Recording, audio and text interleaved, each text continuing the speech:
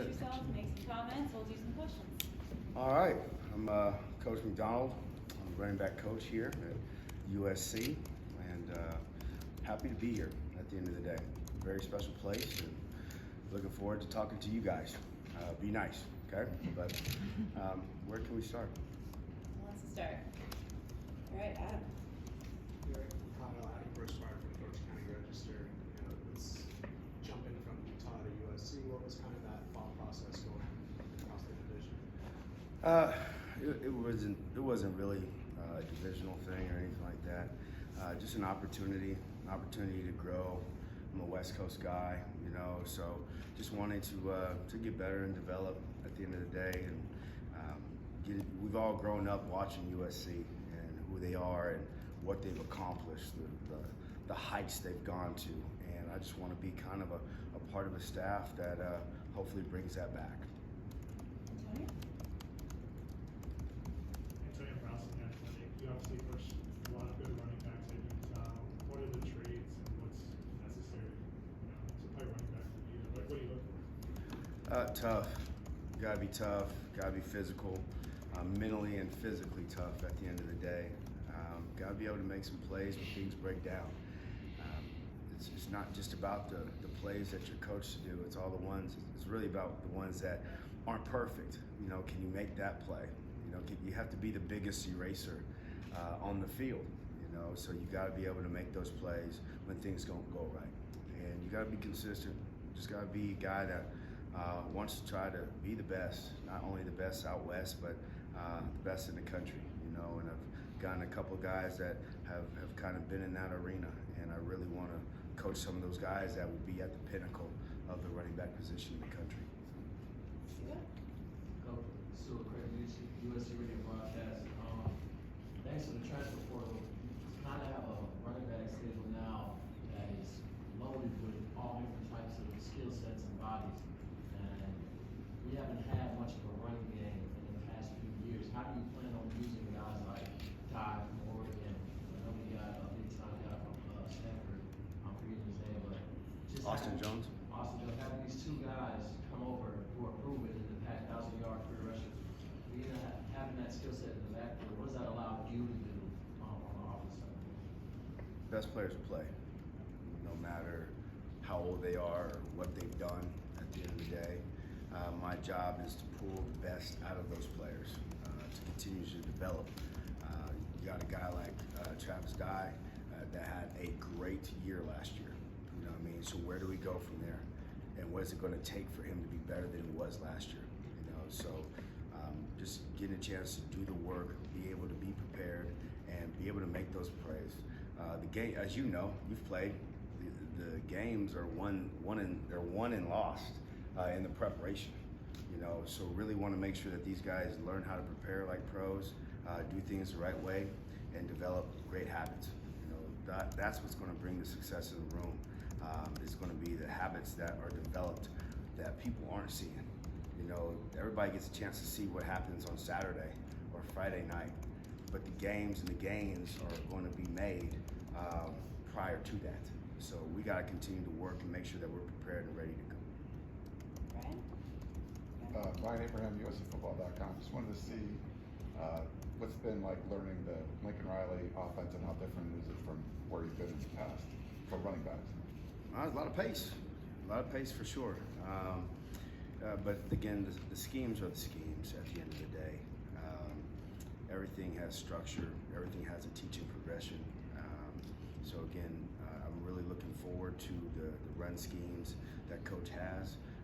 He's had a 1,000-yard rusher every year. I know everybody looks at the air show and the great quarterbacks, the great receivers that Coach Simmons has developed over there at Oklahoma, but quiet as kept, they've had a 1,000-yard rusher almost every year. So I just want to be able to be a piece of that and hopefully do it better. Sean? Coach Sean Cody, radio broadcast team. Coach, what's your mentality when it comes to rotation of the running backs? Are you one that likes to feed that hot hand when he's going? Or are you thinking about situational for certain guys? What's your mentality? It just depends. I've done it all. In 2018, I had Zach Moss, and Zach was the guy. Zach was going to get almost 30 touches. You know what I mean? But then you fast forward to last season. You know, I had a 1,000-yard rusher. We had a 1,000-yard rusher. There was also a guy that had almost 700 yards rushing and had 100 receiving. And then you had another guy that had about 400 or 500 rushing and almost 200 receiving. You know, so depending on what the makeup of this room looks like, you know, it's how it's going to be used. If there's a dude, then there's a guy.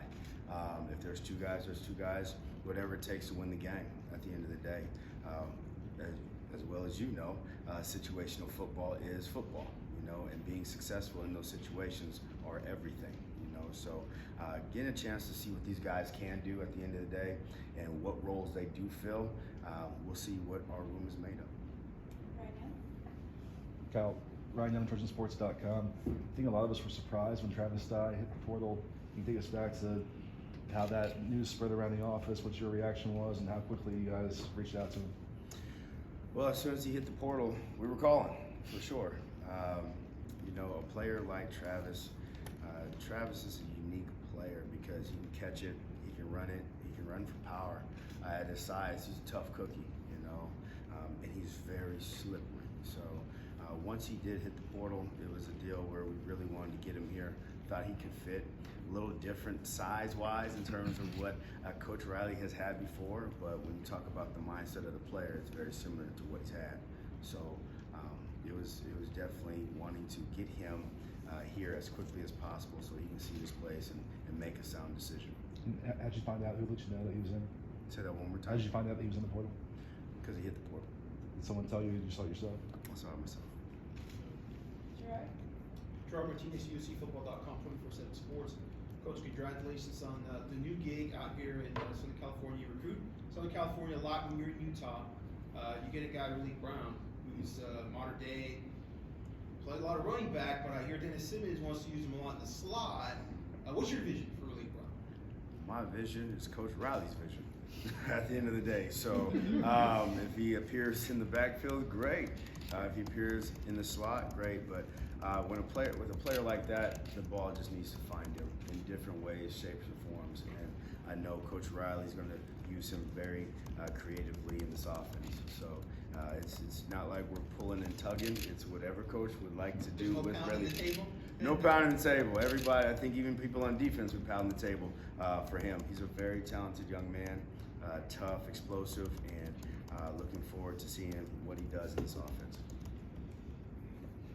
Coach Eric McKinney with WeAreSC.com. You've coached some big time backs at Utah, but you've also found them, maybe not the 5-star guys. What goes into your process of looking for and kind of scouting those backs?